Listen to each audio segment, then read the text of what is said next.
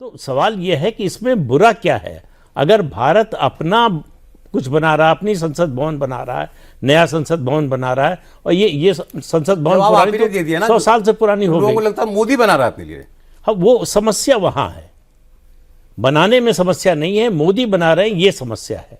यही काम अगर मनमोहन सिंह या कोई और प्रधानमंत्री कर रहा होता तो उसका विरोध नहीं होता। वैसे भी बदलाव का, परिवर्तन का विरोध हमेशा होता है। यथा स्थिति जब भी आप तोड़ने की कोशिश करेंगे तो आपका विरोध होगा। वैसे तो ये 14 जनवरी 15 जनवरी ये तो मकर संक्रांति है ही, परिवर्तन का वक्त ही होता है। तो यहाँ ही से ये सारे परिवर्तन शुरू हो रहे हैं। पहले ये आप तो देखिए बड़े लोग हैं, सबने देखा हुआ है पीएमओ कैसा होता है, मैंने तो नहीं देखा अंदर से कैसा होता है, इन्होंने देखा होगा तीनों ने। तो नए, आपने तो नया भी देख लिया होगा। अभी तो उसमें बहुत काम भी चल रहा है किसी ने। नहीं, अभी कमरा नहीं है, कमरा नहीं था। लेकिन फिर भी क्या अंतर है मतलब साउथ ब्लॉक वाले पीएमओ में और नए सेवा तीर्थ में?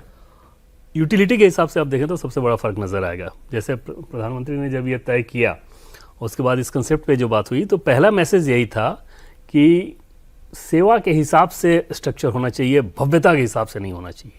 अच्छा। तो आपको लगे कि कोई बहुत ग्रैंड बिल्डिंग बनवा दी है कि एकदम गजब की ब्यूटी है उसमें, उस हिसाब से नहीं होना चाहिए। सेवा के हिसाब से और यूटिलिटी के हिसाब से होनी चाहिए। जैसे 3-3 फ्लोर के 3 ब्लॉक हैं, मान इसको पहले एग्जीक्यूटिव ब्लॉक कहा गया था, जिसको अब सेवा तीर्थ सरकार ने नाम दिया। आधुनिक समय के हिसाब से, ज़रूरत के हिसाब से अगर देखिए, जैसे मान लीजिए इंटर मिनिस्ट्रियल मीटिंग होनी है, तो मीटिंग कहाँ होनी है? बड़े बड़े हॉल आपको चाहिए होगा, प्रेजेंटेशन बेस्ड सारा कुछ काम चल रहा है। तो उस तरह के बहुत सारे हॉल पुराने वाले बिल्डिंग में नहीं थे। वहाँ एक समस्या होती थी कि कोई बड़ा ग्रुप आ जाए तो फिर लिमिटेड हॉल्स थे उसमें आपको बैठक करनी है। अब एक साथ अगर मिनिस्टर के लेवल पे भी कोई बैठक होनी है, जॉइंट सेक्रेटरी के लेवल पे भी कोई बैठक होनी है, तो उसके लिए दिक्कतें होती थी। तो उन ज़रूरतों के लिहाज से पहली चीज़। दूसरी चीज़, आप सोचिए कि अपने आप में, या ख़ासतौर पर क्राइसिस के समय के हिसाब से सोचिए कि अगर कोई क्राइसिस आ जाए तो प्रधानमंत्री का दफ्तर कहीं और है और national security secretariat, security council का जो है वो कहीं और है, वो सरदार पटेल भवन, और यहाँ इन दोनों के बीच में कम से कम लगभग 1000 मीटर के आसपास का डिफरेंस होगा। मीटर छोड़िए, ट्रैफिक सोचिए दो, कैसे क्राइसिस के समय सोचिए कितनी बड़ी मुसीबत वाली बात हो सकती है। इस नई बिल्डिंग में क्या है कि कैबिनेट सेक्रेटेरिएट, अच्छा कैबिनेट सेक्रेटेरिएट कहाँ काम करता था? तो राष्ट्रपति भवन के एक हिस्से में वो था। अच्छा। हाँ, पीएमओ के नजदीक था, लेकिन फिर भी ठीक ठाक दूरी। तो एक जो यहाँ कैबिनेट सेक्रेटेरिएट, यहाँ पीएमओ और यहाँ सिक्योरिटी काउंसिल, एनएसए वहाँ बैठेंगे। पुराने दफ्तर में भी जो साउथ ब्लॉक में भी एनएसए का एक कमरा था, लेकिन सेक्रेटेरिएट नहीं था। उनके सारे अधिकारी वहाँ बैठ रहे हैं, ये यहाँ कैसे बैठ सकते थे? तो इनकी मजबूरी थी कि वहीं बैठे। अब सब कुछ एक जगह पे आ गया है। 3 हिस्से जैसा कि हैं कि एक में पीएम का दफ्तर, मतलब पीएम वाला सेक्शन पीएमओ, दूसरे में कैबिनेट सेक्रेटेरिएट और तीसरे में ये 3 ब्लॉक्स हैं जो कनेक्टेड है। 3 ब्लॉक कनेक्टेड है और अंडरग्राउंड वे में भी कनेक्टेड है। मतलब कोई क्राइसिस का समय अगर आ जाए तो उसके लिहाज से भी बनाया गया है। इसमें नीचे 2 बेसमेंट है, B1 B2 करके, और उसके ऊपर 3 फ्लोर है। ग्राउंड फ्लोर पे रिसेप्शन या बाकी सारी चीजें और लोअर लेवल के अधिकारी, फर्स्ट फ्लोर पे जाएं तो जॉइंट सेक्रेटरी लेवल के अधिकारी। और सीधे से शब्दों में कहें तो पीएमओ, कैबिनेट सेक्रेटरी और एनएसए, तीनों के दफ्तर जुड़ गए एकदम। ओके, कनेक्टेड ऊपर से भी और अंडरग्राउंड वे में भी। और पीएमओ की बात कर लें तो 3rd फ्लोर पे जैसे मान लीजिए प्रधानमंत्री और उनके पीएस वगैरह इस तरह के लोग होंगे।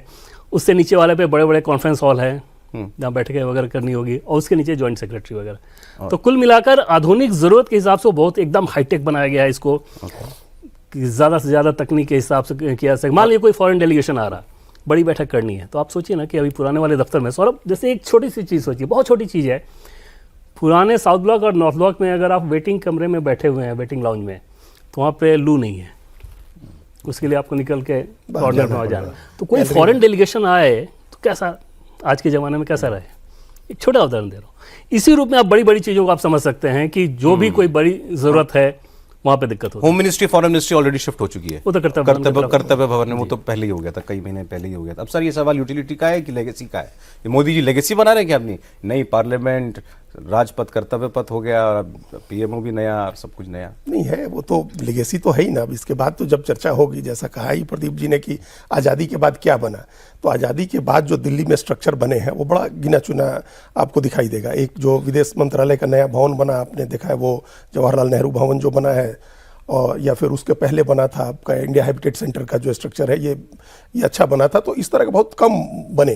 प्रधानमंत्री नरेंद्र मोदी ने आने के बाद कई चीज़ें और नहीं बनाई, जैसे प्रगति मैदान का कॉन्सेप्ट था पहले से, लोगों ने उसको वहाँ एक जिस तरह का वो बना हुआ था, जमीन थी पहले से एक्वायर की हुई जमीन थी, वहाँ एक बड़ा प्रगति मैदान आप देखिए जाकर कितना भव्य बन गया। भारत मंडपम हम लोग भारत मंडपम हो गया, वो बुक फेयर होकर के आते हैं, तो वो नया बना प्रगति मैदान। अब किसने बनवाया? तो नरेंद्र मोदी ने बनवाया।